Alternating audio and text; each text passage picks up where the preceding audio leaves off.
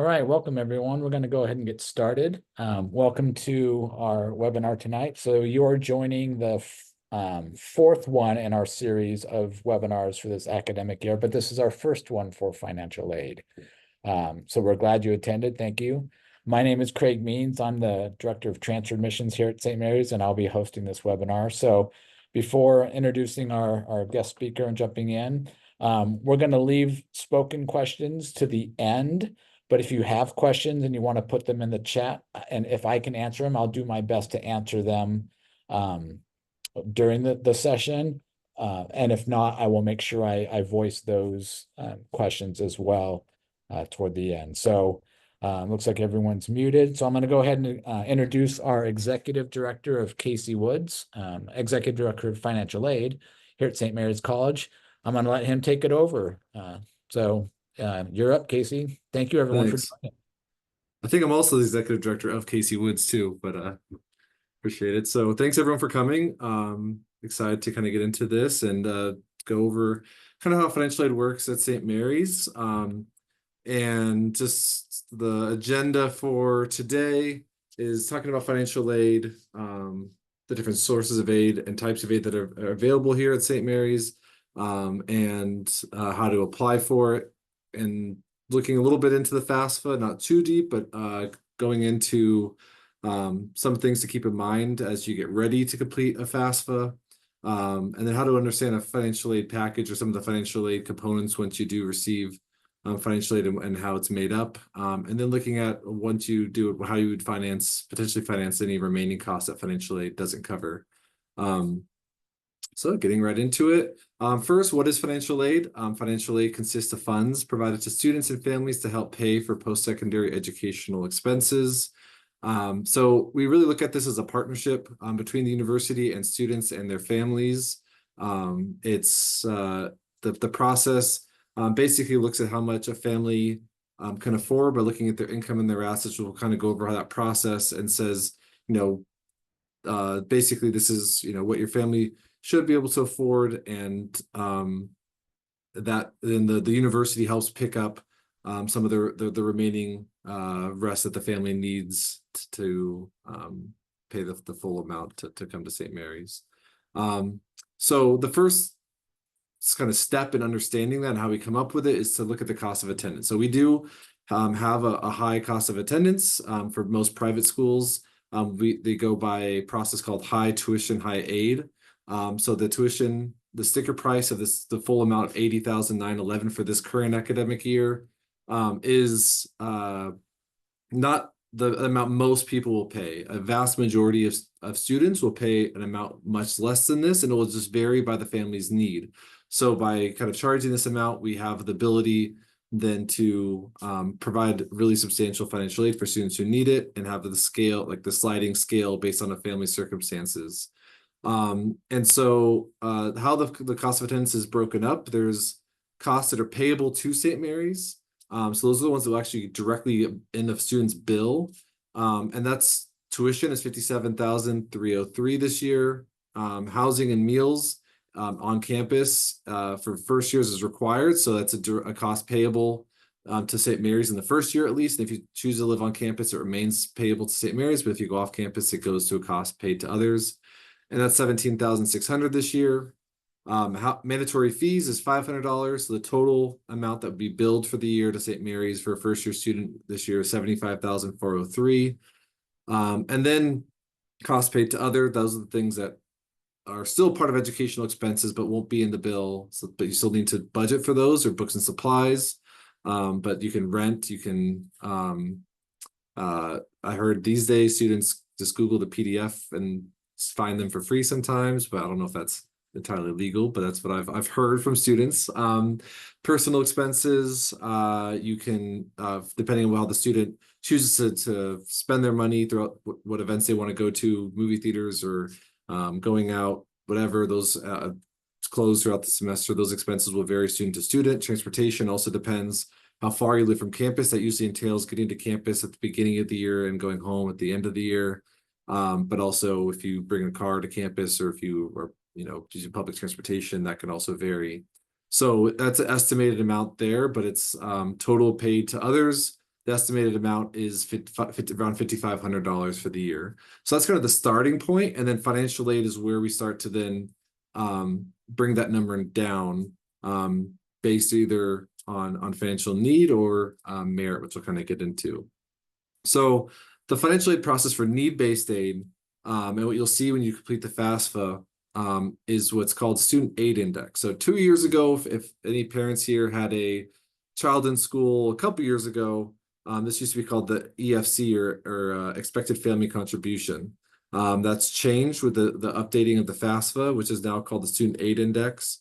So this is what the FAFSA outputs, that basically says the amount of approximate financial resources a family has for the student's post-secondary education.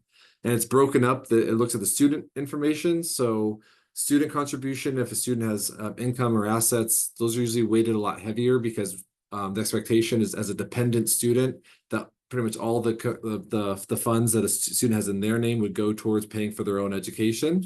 But then the parent contribution, a lot that is calculated not as like the income and assets.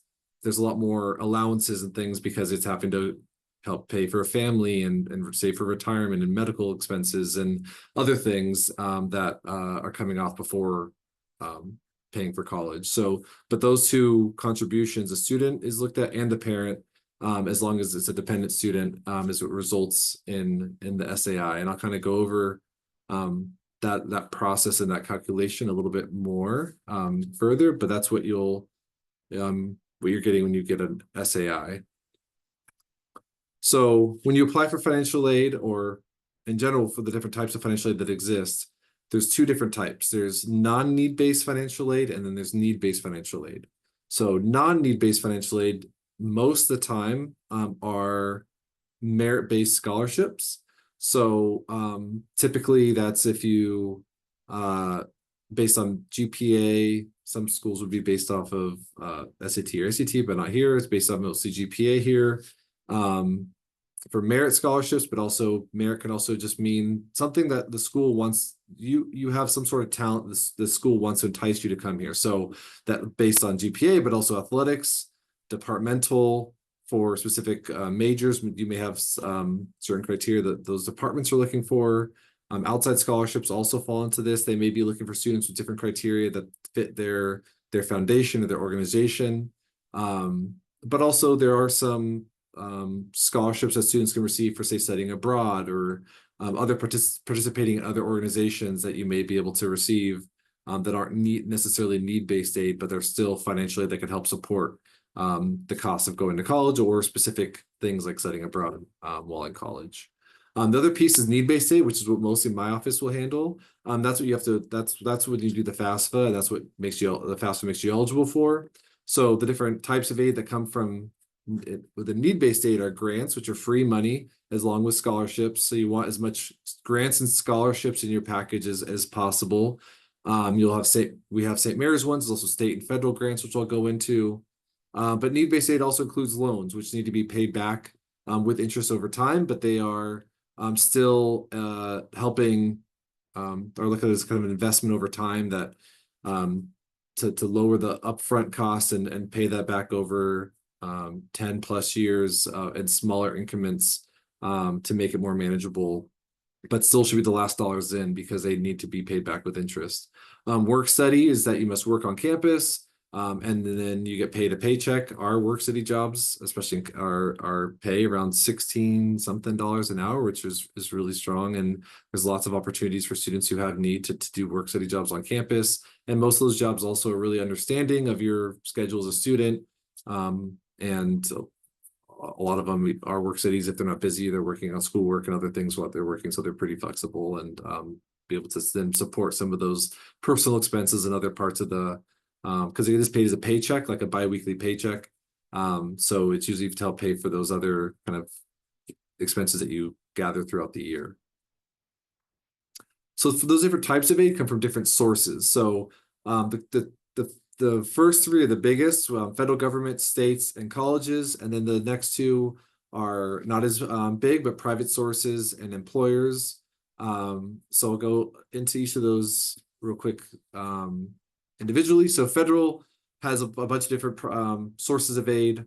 They have the federal Pell Grant, which is a need-based grant. They have SCOG, which is another need-based grant. Teach Grant for students who are going into teaching, have a certain criteria they have to meet and agree to. They can receive the Teach Grant. Federal Work Study, like I talked about, is working on campus as long as there's determined need from FAFSA. And then there's the federal loan program, which include ones for the students and also for the parent, which is the PLUS loan. The state, so for California, if you are a California resident for 1 year, and then you attend St. Mary's or another qualifying California college, and you complete the FAFSA by May 2nd, and also there's certain income and asset levels you have to be below to be eligible, and be a U.S. citizen. There's some other criteria as well, but these are the main criteria to receive Cal Grant. At St. Mary's, it's around a bit above $9,000 a year, at least on average. There's a Cal Grant A, which is around $9,000 a year, 9 to 10,000, and then Cal Grant B, it's smaller in the first year, but then 11,000 or so in the subsequent year. So that averages out to be the same, similar nine to $10,000 a year. So Cal Grant is something that comes from the state and is a grant as well. And then St. Mary's, we provide over $60 million of our own funds every year for students, and those come in the form of the merit-based scholarships, which I talked about, which range from $16,000 to $29,000 next year. And those going from kind of our least prestigious to our most prestigious, and the order is the Gale, the deans, provost, presidential, and trustees. So those, as it goes, goes from the Gales to trustees, it goes from the 16 to the 29,000 per year. And we are pretty generous with our merit-based scholarships, since we do have a really, competitive and strong students that are already coming in. They are, have a really high chance of receiving a merit-based scholarship. The need-based grants are what's doing from FAFSA. That's our St. Mary's grant, and that's required. FAFSA is required each year to receive the need-based grant. The merit-based scholarships, you don't need to do a FAFSA every year to receive them, but any need-based aid you would need to do each year to renew that need-based aid. So private sources are also a source of financial aid. Different foundations, businesses, churches, civic organizations, charitable organizations, all potentially could provide outside private scholarships. These deadlines and applications procedures may vary from organization to organization, scholarship to scholarships. And so you want to begin this search early and looking at them, even into junior year. You want to kind of be doing research. And there's lots of private, I'll kind of go over later some of the searches and some tips and tricks here, but it is, there's thousands of different organizations that provide it, but typically I would, and to kind of go over it again, it's the local ones that you usually have the highest chances of receiving. So doing that research, talking to your college counselor at your high school to see who they know within your community that, may provide the most scholarships to students from your high school. Employers, though, also can be a source of it. So parent employers may have tuition benefits for helping pay for dependent tuition. Alternatively, for older students that may be attending, they may also have be working in the workforce that have tuition benefits to attend an undergraduate institution. So those are different possible ways to receive some additional financial aid. So I don't know if everyone's heard about the FAFSA delays already, but last year was a mess, and this year we're hoping it's not a mess. Right now, typically today is usually the very first day FAFSA is available every year, October 1st, but that is not the case this year. They're in the middle of testing, but hopefully since they've, got through the mess of last year and we have a working FAFSA this year, it won't be as delayed as it was last year. Right now, the plan is what they're telling us is that it will be available by December 1st, with the idea that it will become available kind of leading up to that to greater and greater populations until it's widely available by December 1st, and it might be available before that. We're very hopeful it is not delayed past that this year.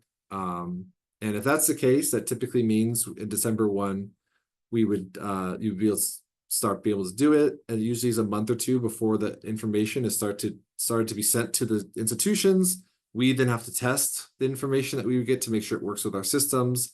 So right now that kind of leaves us probably around February is when schools would be around the time ready to provide solid financial aid packages. So and some schools, they may not be able to, they typically wait till March or April to even provide their initial ones. But right now it's kind of that February, March is where you'll start to hopefully, based on this timeline, start to get financial aid packages from your schools.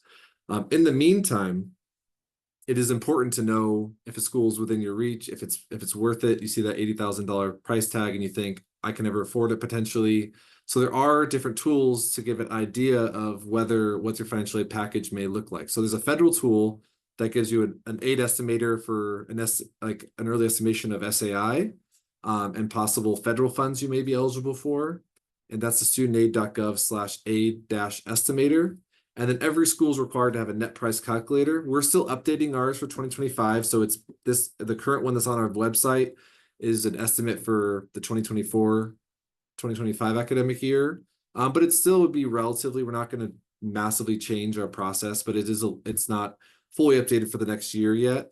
But that gives you a general sense of what to expect in terms of financial aid. It'll show kind of a merit expectation and a need-based expectation for St. Mary's if you were going to be attending this year with your current financial situation, your current academics. And then as we get that up and running and as you get further along in your academic year, you also have a better idea of where those other things will be. But you can kind of use that to see, compare before the financial aid packages are available. And hopefully, again, in February or March or so, we should have the actual real financial aid packages for you to review. So you compare those to different schools. So, okay, so now you understand kind of how financial aid, the different sources, where they come from, but then how do you actually apply for it? So for St. Mary's, we only require the FAFSA. You'll hear from some other private schools, they require the CSS profile. We do not require the CSS profile. So the FAFSA for our deadline is March 1st to be considered for priority, the priority deadline for the FAFSA. So that's the first deadline you want to make sure. If you miss that one, you want to make sure you don't miss the May 2nd one. The May 2nd deadline is to make sure you're eligible for Cal Grant. And so that Cal Grant requirement is on the student for the most part, unless there's more FAFSA issues.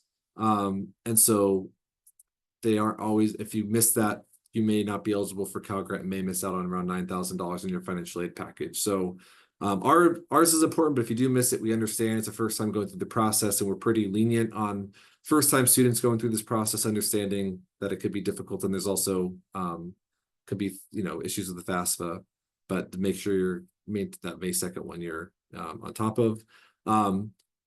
And we recommend everyone do the FAFSA, even if you don't think you're eligible, even if you aren't sure to do it. At least the very first year, as long as it is available, once it became available this year, it really is this year like a 15-20 minute process. I'll kind of go over it, but it loads almost everything into the FAFSA for you. It is once it is running, a very simple, quick process compared to previous years. So even if you don't think your family's going to be eligible, go through the process. Doesn't hurt to see what you're eligible for. So definitely recommend that. If FAFSA for some reason has issues for you, doesn't let you submit it, there are families that still at this point that can't submit it for this year. So stay in contact with us. Let us know. Those deadlines, will work with you on any deadlines. If you're still not able to do it, we'll work with you on coming up with an estimated package based on your family's information. If for some reason you're having issues, if the FAFSA is available for most people but not working for you. So just stay in contact with us, and we'll definitely make sure you have something to go by on the decision day, which is typically May 1st. You complete the FAFSA on studentaid.gov. I'll go over some of that process a little bit more in a second. And then once you do the FAFSA, just kind of keep track, and not just our school, but every school may request additional information from you. So just build out like an Excel spreadsheet or something to keep track of the different schools you've submitted FAFSA to, the different portals and what they may be requesting. Because what happens a lot of times I see is you submit the FAFSA, You wait to get into schools. You get in, and then everyone gets a financial aid package. You're like, where's my financial aid package? This is now March or April. And you go to St. Mary's, different schools, say, hey, I never got my financial aid package. We say, oh, we've been requesting this document since January or February. And now when you submit it in March or April, you're in the back of the line because it's based on when things are submitted, and it can start cutting really close to getting a financial aid package in time to make a decision by May 1st, all information you have in hand. Or at least if you need to appeal based off of a family circumstance that changed, you're cutting your time even shorter. You may get your financial aid package a week or two before May 1, but you need to appeal, and now there's not enough time for that. So just make sure you're keeping track of the different portals and checking them periodically, and checking emails, forwarding emails to parents if you need to make sure that you're getting everything in that's being requested. So what the FAFSA does is it collects demographic and financial information. It looks at the income and assets of the family, and says, and then starts taking, like I said, allowances, saying like for taxes, for savings for a family of a certain size, a basic level of living for a family of that size, and then including assets. And then it says, okay, after all those different allowances for saving and paying for a family at a basic level of living, it says, okay, you have this much left over in discretionary income. And then we'll say part of that should go towards living above a basic level of living for other discretionary expenses the family may have that they choose to pay for, but then a smaller percentage is what can be used to pay for college. It's not saying that every last dollar the family has needs to be going towards, like you can only be living the basic level of living, and anything above that needs to go towards college. There is a percentage that of that it says we will go to college. So and then based off the SAI, schools use that to come up with a financial aid offer. Again, some will use the CSS profile, but we only use the SAI. And then the FAFSA also is available in English and Spanish. We're an HSI, Hispanic Serving Institution, so it's really important for us. We also have multiple bilingual staff members in the financial aid office that will help families and parents that go through this process if they prefer to speak in Spanish. And then just as a reminder, to reiterate, it's not going to be available. The FAFSA may be available on or before December 1. They're still haven't released the exact date, but that's the messaging they've provided so far for next year. So right now you can already start this process, is to go get a head start, and you should start this before FAFSA is available anyway, is creating FSA IDs. And everyone who needs to have a part in the FAFSA needs to create their own FSA ID. So that includes any parent that will be on the FSA ID, any on the FAFSA, and any and the student. So go ahead and get that started, create an account so that way you're ready. It can take a couple days from the time that the account's created to verify the FSA ID and submit a FAFSA. And with how the FAFSA has been the past couple of years, when it's been delayed and it becomes available, their system crashes and everyone's trying to do it at once. So if you could be ahead of the game and have this part done, it could be possible that only people who have already have a FSA ID can complete it for a week or two, as they're overloaded and not creating FSA IDs or something. So I would just go ahead and get a head start on this. And this can be used throughout the financial aid process. So studentaid.gov is kind of the portal also for Parent Plus loans, master promissory notes, which are like loan agreements. There's other things that will, an entrance loan counseling, all will be done within studentaid.gov. And then there's a link here, which if you just go to studentaid.gov, it's the top right corner on creating an account, but there's also this FSA ID /create-account/launch that you can complete it, but it's pretty obvious from the homepage of studentaid.gov where to get started. So the new thing last year, and what was it? So if you had a student a couple years ago, this is something new that you would see in the FAFSA.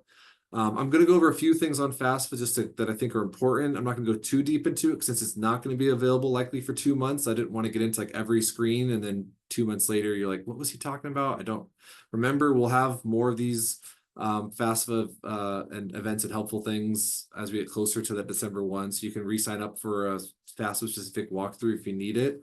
But just some important things that have changed maybe since the last time you may have done it with a previous student.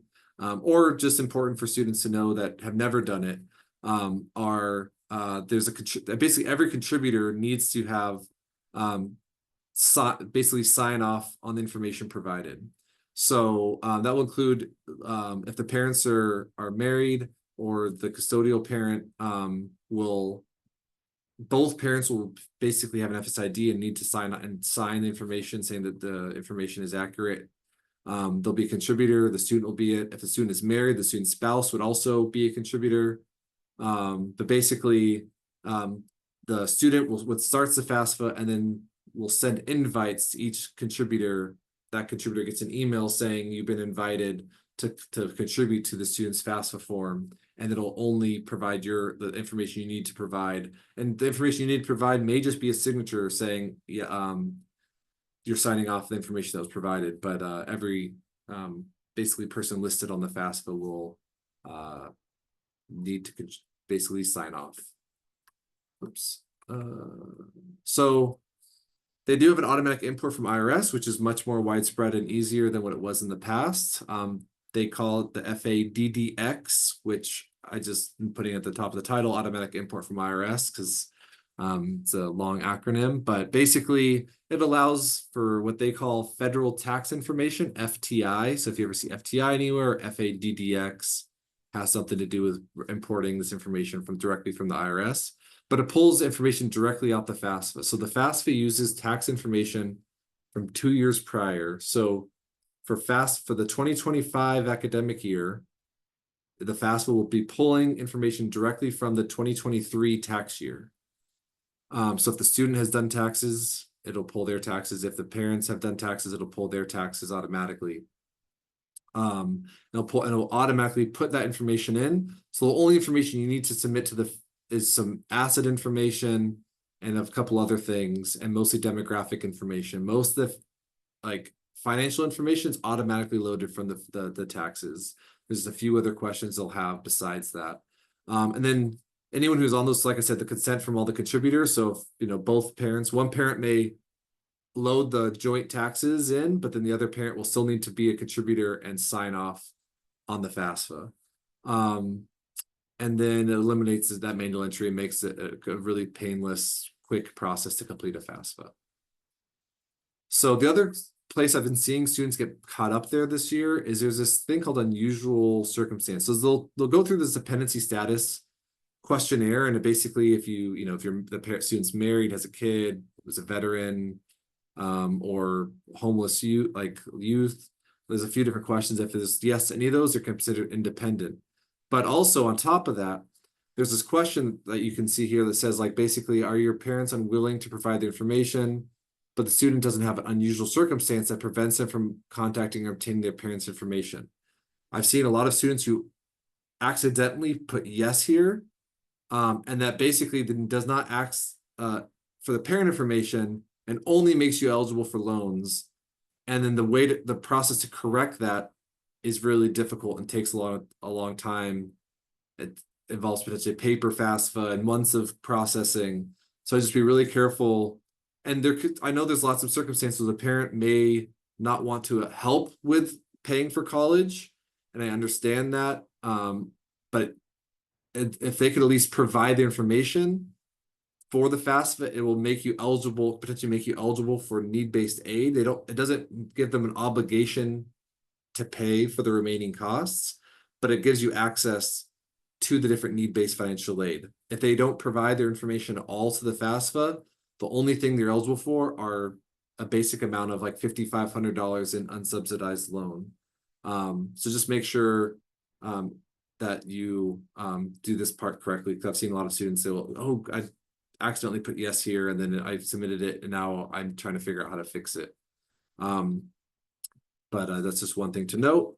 And that's and then there's unusual circumstances. So unusual circumstances are not just unwillingness to submit, but this is if there's actually something going on, like abuse or parents incarcerated, abandonment, things like that, where there's a unusual circumstance that isn't make you automatically independent, but there's something that you would like to basically appeal and say, my parents are not going to be able to help because of this really, again, like something like abuse or estrangement or incarceration. It's not just an unwillingness to contribute, it's that there's a circumstance that's preventing them from contributing. And that would, if you put that part in, then the schools can review that and ask for documentation and remove the parent from the equation.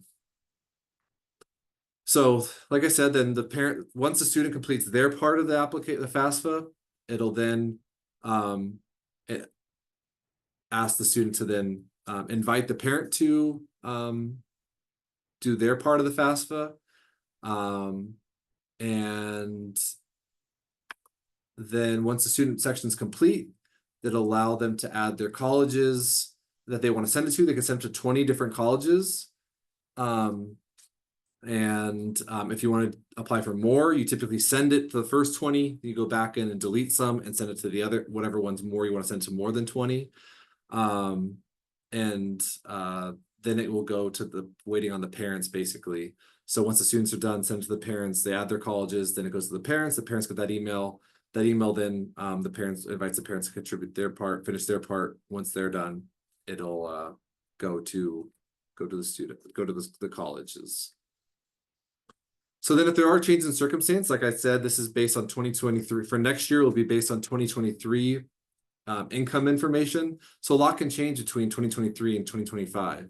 There's a loss of job, decrease in salary, death or illness in the family, or anything else that affects the family's ability to pay. Let the financial aid office know ASAP, and we can look to see if we can make adjustments based off of, say, 2024 income or projected 2025. Whatever's the most representative of the family's ability to pay.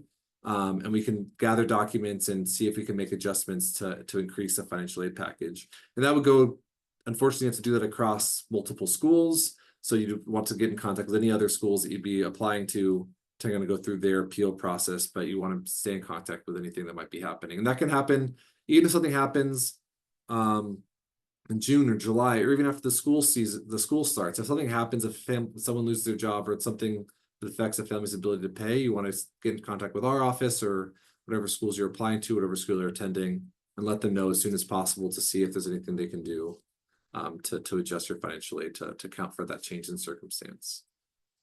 So basically, yeah, so the cost of attendance we kind of went over, which was that starting point of the $80,000. And like I said, the financial aid then will be applied to that $80,000 of this current year. But we kind of start there. And then you go through the financial aid process with FAFSA, which you kind of did, was the second piece. You get your SAI. And then from the SAI, the school will then say, okay, based on your need level from the SAI, this is how much financial aid, need-based financial aid and merit-based financial aid you're eligible for from the state, from the federal government, from us, and coordinate any other outside awards you may have received. And then that's when you get your financial aid. Then you, from the cost of attendance, you subtract that financial aid, and that gets you your remaining costs. So as an example of what a financial aid package might look like, this student may have, some merit-based scholarship for $15,000. I said next year that ranges, the minimum is $16,000, but as an example, they $20,000 in need-based St. Mary's grant. They got some Pell Grant, some Cal Grant. So those are all, that part up is all the free money gift aid that you want the most of. And then there's still some subsidized and unsubsidized loans. So subsidized loan means that the government pays the interest while in school. So it's the most beneficial if you want to take out, if you don't need to take out all the loan, you want to take out the subsidized loan first because no interest is accruing while you're in school. Unsubsidized, the interest starts accruing from the day it disperses. So that $5,500 is what the students are eligible for in the first year. So this is what an example first year, and you see the gift aid in this circumstance is about $45,000. total aid, when including the loans, is 50,500. So we had the cost of attendance. We went through the FAFSA process based on the student's SAI. This is what they're eligible for, and from St. Mary's or from the federal and state government. And so that $80,000 then becomes a lot less. And so in this example, we put it together and we look at, again, the amount owed to St. Mary's in the bill and the amount owed to others. This amount wasn't enough to cover everything in the bill. So you see that the total cost payable was $75,403. You apply everything, including the loans in this circumstance, to that that bill for the year, and that left over $24,903 in the bill, so about $12,500 or so, $12,451 a semester, that needs to be paid to St. Mary's. And then there's that additional amount that's owed to others that there wasn't enough to go over and cover. But if there is a financial aid package that exceeds, say, $75,000, it could then start going into helping pay for those other costs. And so that would there would still be some money that would need to be set aside for or work study potentially, or other things to help pay for books and supplies or personal expenses, transportation, things like that.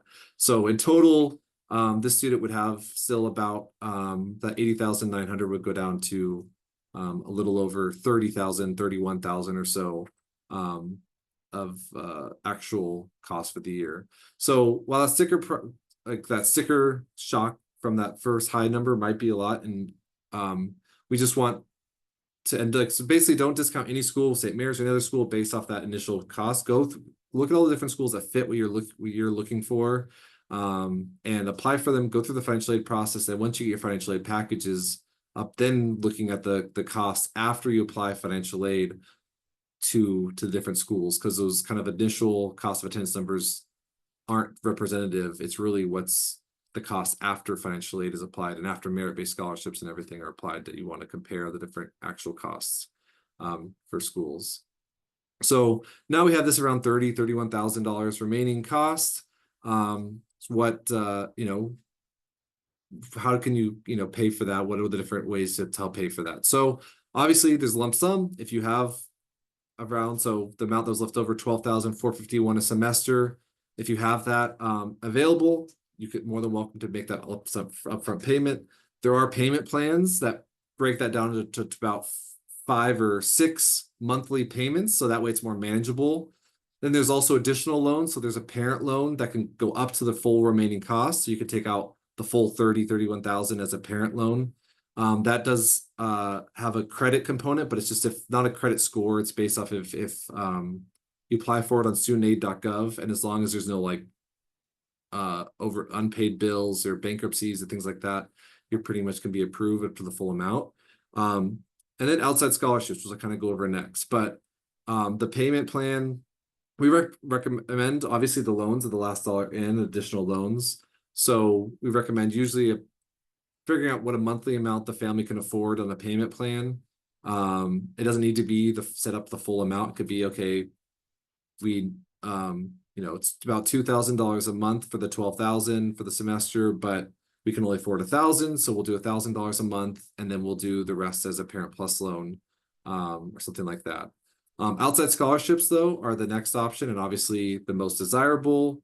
We do allow outside scholarships stack on top of any other aid that you're getting, up to basically until you can't anymore. But so as much outside scholarships as possible.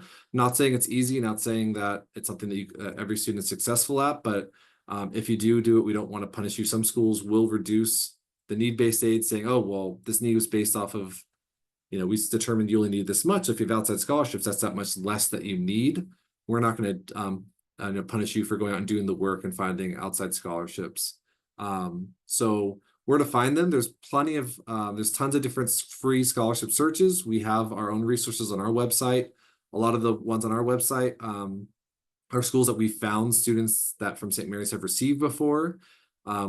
So that actually have had success getting. But there also are search sites that help, FastWeb being the biggest, also Appley, scholarships.com. I'm sure Niche has scholarship searches. There's a bunch of different ones, but there's College Board, Big Future, local organizations, but any free scholarship search sites But the biggest tip, those casting the widest net, the students that I see that apply for, 50 of them are the ones that will get, 4 or 5, that 1,000 here, 1,000 there, and add up. But if you only apply for 5 scholarships, that's unlikely that you receive any, because they are pretty competitive. So it is a bit of work, but I recommend looking at the most complicated ones, the ones that require the most input, the biggest essay, and using that kind of the template and work down to some of the simpler ones. The more specific targeted, the better. So if they're targeted something that you have that's a rare quality, or something that you have that other people don't, or again targeted to your local area or membership organizations, have a higher chance of making sure that you can get it and there's less other applicants. So check with your high school counselor.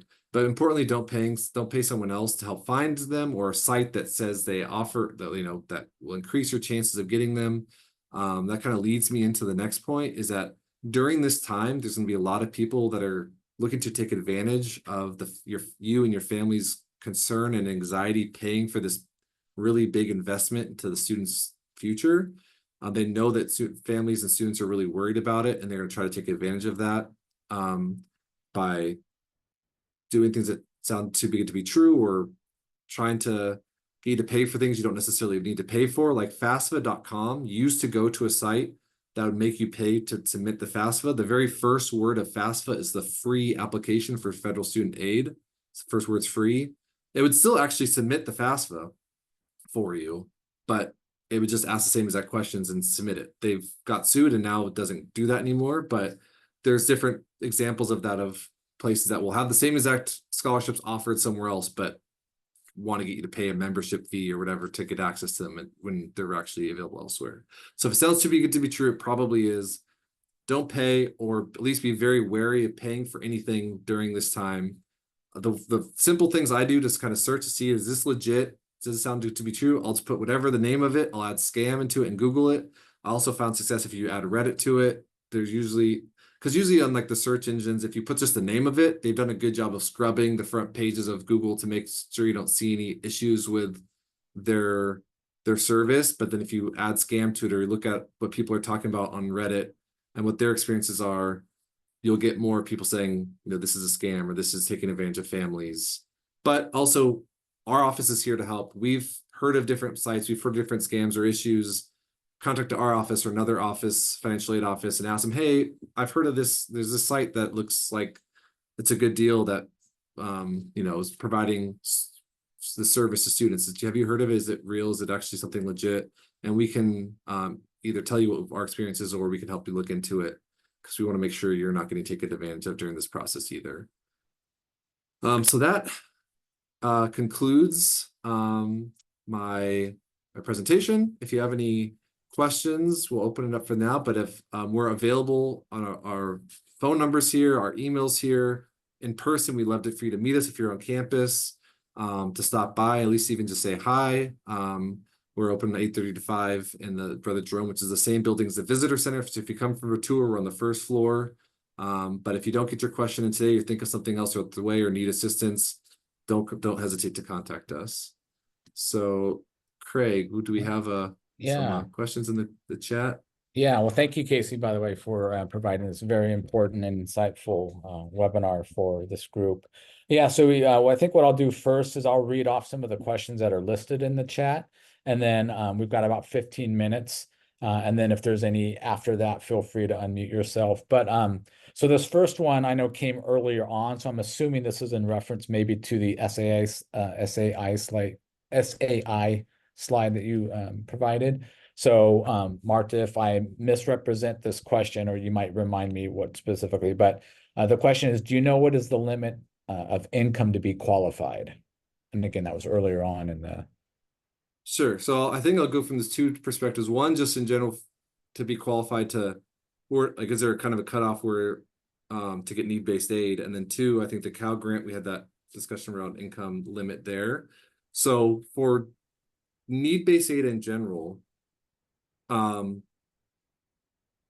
say typically the cutoff, it depends on students, family to family, is probably around $300,000 in household incomes when I start to see families not qualify for need-based aid. And merit, just as a note, the merit can kind of cover some of that need first. If you do get a merit award, if say if your family makes 200 and you're like, oh, I thought that, around 300 you start to see it cut off. It might be because you have a merit award already taking up a good amount of the covering a lot of that need up front. But then kind of if you don't get any merit, or if there's I'd say around $300,000 or so is when I start to see families. But since assets is also kind of considered in there, there are families who have significant assets and lower income that the cutoff becomes less and less about income and more about assets.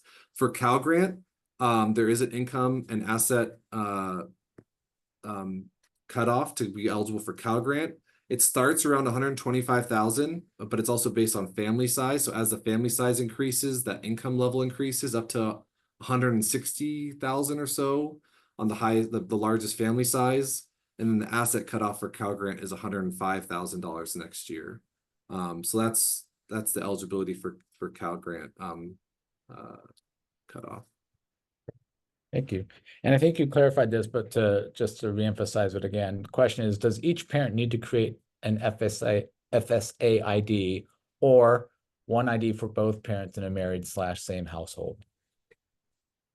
So both parents will need to create an FSA ID to sign off as a contributor in the married same household. If you're filing jointly, your taxes jointly.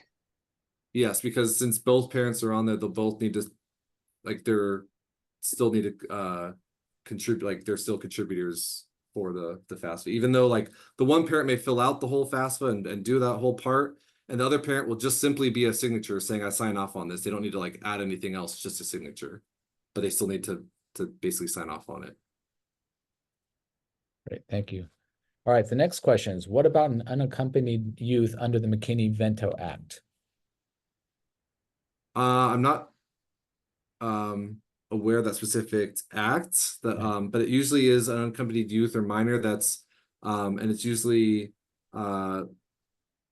based off of it is a federal designation, or there are if a counselor or somebody can attest to it. There are specific requirements. It'll have it in the FAFSA. If you're not 100% sure, there are these on the online FAFSA a question box that will bring up the specific requirements to fit under that. So if you get to that question for unaccompanied youth, I'm not sure if I qualify for that, I would recommend kind of clicking the help link. It'll go over the very specific guidelines that you would need to meet to do that. But otherwise, if you also think you are eligible for unaccompanied youth under a certain act and it doesn't fit the exact FAFSA one, that's where I would say you're probably in an unusual circumstance.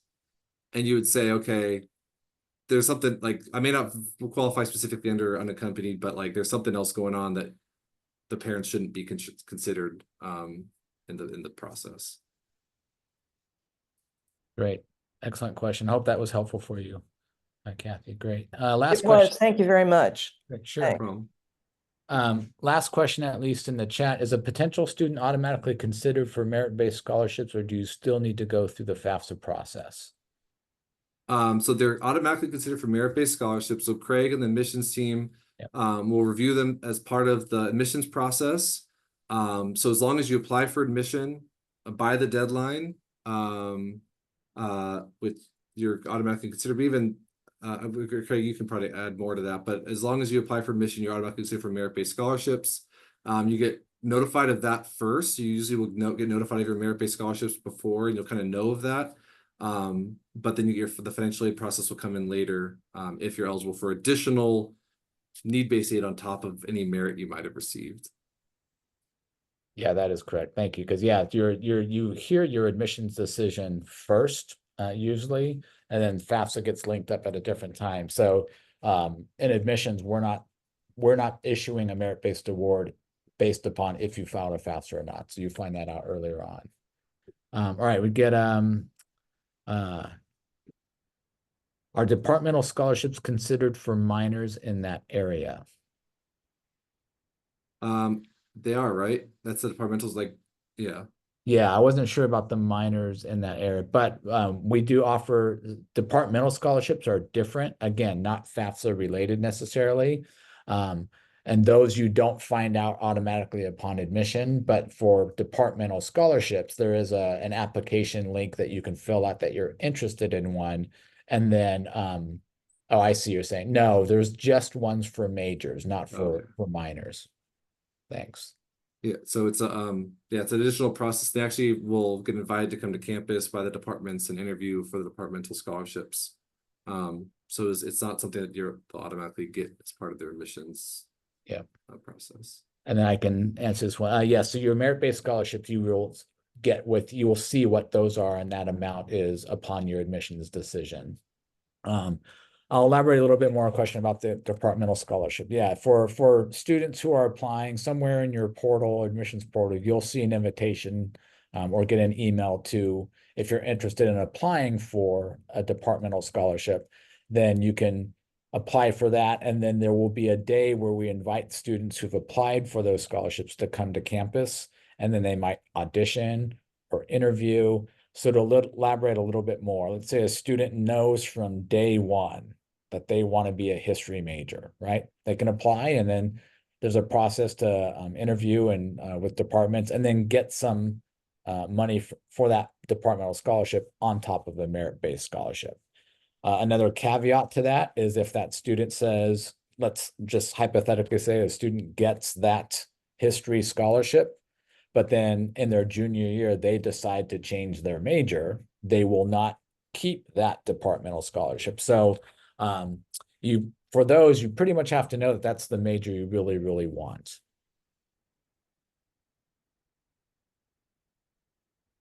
I believe so. And the other question is applying for early action for departmental scholarships. For the most part, yes, we're flexible with the deadlines, but our scholarship Saturday will be early on or in January, and you will have all the information about that once you apply. So do you still recommend completing a FAFSA for families who experience a job loss as is? Completing a FAFSA as is for families who experience a job loss. So yes, you are required to still submit it as is. So it's because it's based off of 23 numbers. So if you have a job loss in 2024 or 2025, you still complete it with the 2023 numbers, and then you have to appeal with the let the school know that job loss. So don't put in the new updated numbers for 24 or 25. You'd still complete it with 2023 numbers and then contact the schools with that job loss information. Great questions, by the way, everyone. So that's it in terms of the specific questions within the chat. We've got about 5 minutes. So if there are any other questions and you want to pose them, feel free to unmute yourself and do so, or place it in the chat. We'll give another minute or two. It does not look like there's any questions. This is being recorded, so we can provide access to this down the line as well. So if there aren't any other questions, I want to thank Casey for taking the time to do this presentation. We know it was very detailed and I'm sure very helpful for many, if not all of you. And we hope to see your application. If you have any other questions about the admissions process, feel free to seek us out. I'm actually going to put it in the chat, SMC admit at St. Mary's ca.edu or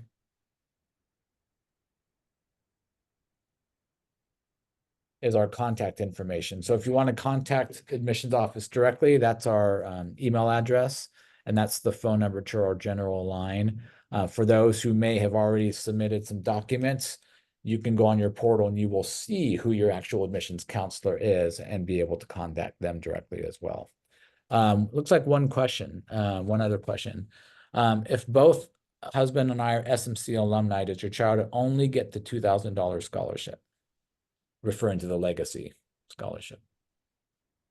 So they would not only get that would just be something that you'd be eligible for as a result of it, but you'd still be eligible for any merit scholarship, any need-based aid. So it would not limit or prevent you from receiving any other financial aid or merit-based aid. Great. All right, with that, I guess we will end on that note. Thank you, everyone, for attending tonight. We really appreciate you taking the time to listen. And once again, Casey, thank you so much for being able to present for us tonight.